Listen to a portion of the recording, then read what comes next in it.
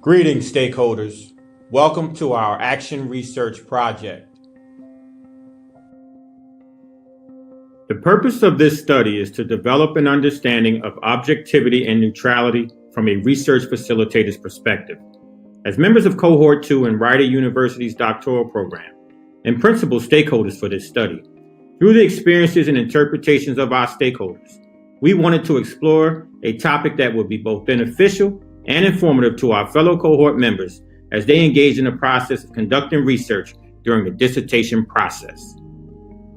Initially, the research question that we formulated read somewhat differently. After consulting with our stakeholders, we learned that our own bias may have been built into our research question, and that we may have been leading our participants to respond in a certain way by assuming that they want to achieve objectivity. With input from our stakeholders, we revised the question to read as follows. Before going any further, it is essential that we qualify a working definition for objectivity.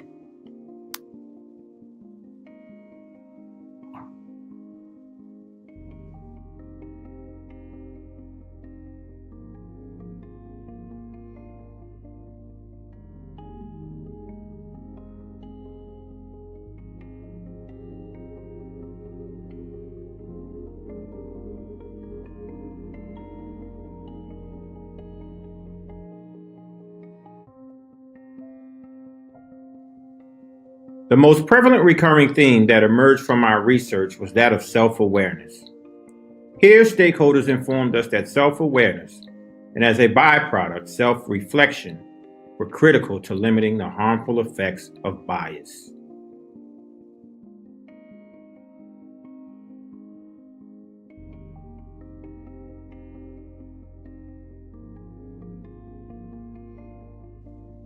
Stakeholders informed us that it was impossible to be purely objective or neutral to a topic, and that our experiences by nature will infuse bias.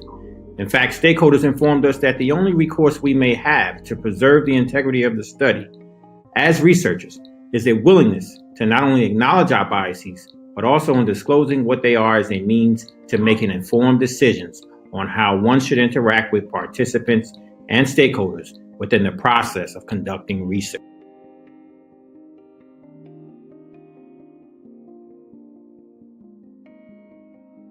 One, conventional wisdom might say that one would be apprehensive pertaining to sharing this information or disclosing emergent values that arise in the course of conducting research.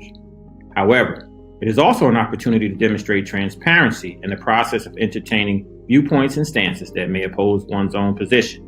We were also reminded by participants that it's not about you, the researcher, or an indictment on one's character to disclose his or her own beliefs, although they may be different from others. the second most prevalent theme that emerged from our research was that of having a second pair of eyes involved in the study. This we categorized as a thought partner. The more we looked into the concept of thought partner, which has increasingly become a legitimate concept across the business and educational sector, but particularly as it pertains to research, the more it becomes apparent to us that it was separate and distinct from merely just having a mentor or someone presiding in an official capacity over the process.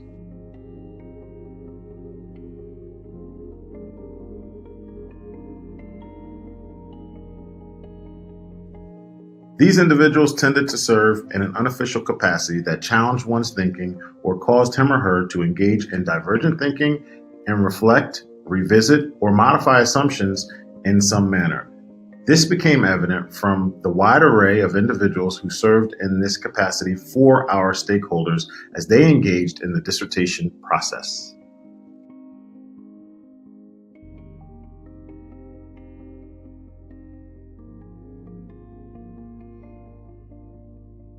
These individuals range from lifelong friends who knew and understood them best from a personal perspective to co-researchers, editors, department chairs, and to our surprise, the participants themselves in the form of member checking, which is something that action research lends itself to quite nicely as opposed to scientific inquiry or other forms of research. The next emergent theme from the research that we conducted was that of systematic planning. It was here that we realized that a large part of dealing with the issue of objectivity and neutrality or hidden valuations is that of being intentional and minimizing its effects up front.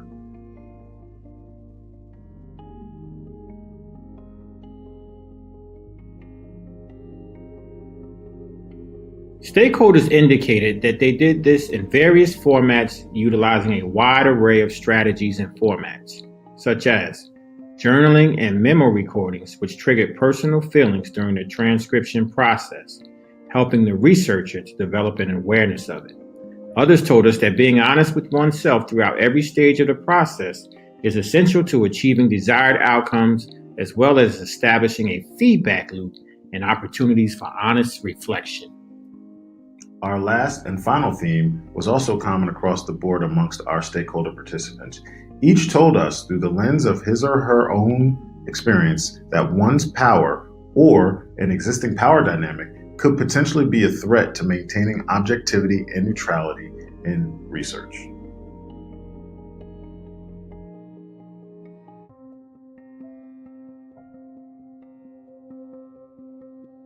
However, during the coding and categorizing process, there was one stakeholder's phrase to describe the theme that captured the essence of what we wanted to convey to you, the audience, in describing the theme. Thus, we entitled the category The Sphere of Influence. The premise of the Sphere of Influence is that one's power has both advantages and disadvantages depending on your relationship to the participants of your study. Nevertheless, this in itself can be construed as bias. Although the research on this topic appears to be somewhat limited, for the literature review, we primarily use professional publications and journals from credible sources that had undergone peer review. We were also intentional about ensuring that the scholarly work had been published within the last 10 years, which appears to be the rule of thumb in academia. Again, it was important to us that we did not silence the voices of our stakeholder participants in deference to those of the so-called experts in the field or on the research topic. However, in conducting the literature review, what we discovered was that much of what we learned was consistent with the views of our stakeholders.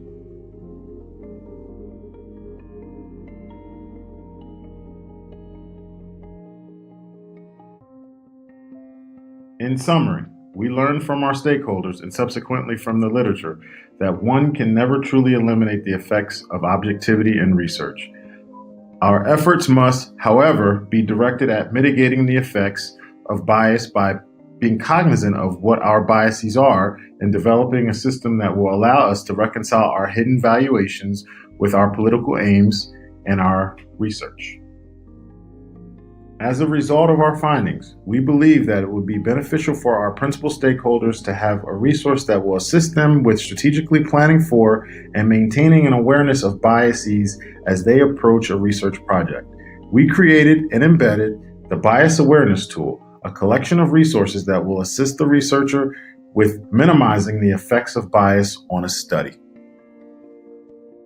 For the purpose of this study, we selected 7 participants, all of whom are currently employed within K-12 education or institutions of higher learning within the state of New Jersey. All participants have previous experience with conducting either quantitative or qualitative research, and all have earned a doctoral degree from an accredited university.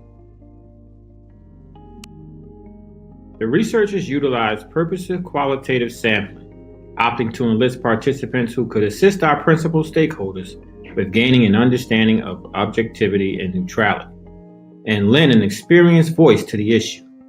Selected participants were given informed consent forms, which served as a social contract between the researcher and the participant, and which outlined the ethical considerations for the study.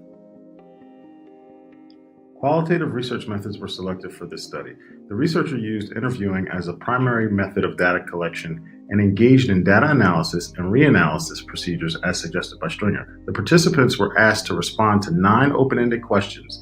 Each was allowed to view the questions in advance. All interviews were conducted utilizing Zoom video conferencing. Interviews were also recorded so that the researcher could refer back to it during the analysis and interpretation phase. Utilizing inductive analysis of the raw data, The researchers systematically and strategically conducted critical analysis of the information obtained in the data collection phase. Utilizing the verbatim principle in the process as suggested by Stringer, we engaged in transcription, categorizing, and coding of the data in preparation for the final report. By doing so, we hope to develop a broader perspective as it pertains to our research question. Interpretive questioning techniques were utilized to supplement our initial data capture.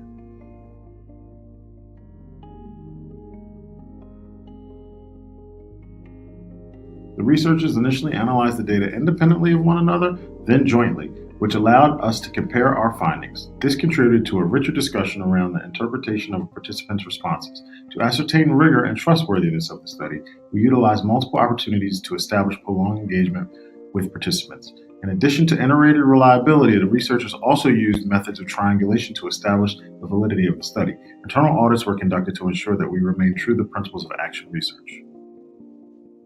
As stated earlier, the purpose of this study was to understand the role of the research facilitator in relationship to objectivity and neutrality when conducting action research. In attempting to address our research question, we wanted to be sure to adhere to the principles of action research and capture the unique experiences of our participants as told in their own words, as well as describe their activities and processes that may be meaningful and informative to you, the principal stakeholders. From the voices of our stakeholder participants, we were able to identify 4 primary themes that captured stakeholder thoughts with regard to objectivity. These themes are researcher awareness, thought partner, systematic planning, and sphere of influence. We hope that you find the bias awareness tool and the additional resources provided useful as you pursue your research. Additional information regarding our study can be located in the comments section below. We would like to send a special thanks to Dr. Adderholt, Dr. Buser, Dr. Chambers, Dr. Johnson, Dr. Barry-Exa, Dr. Dauber, and Dr. Wasserleben for all their help in putting this project together. Thank you again.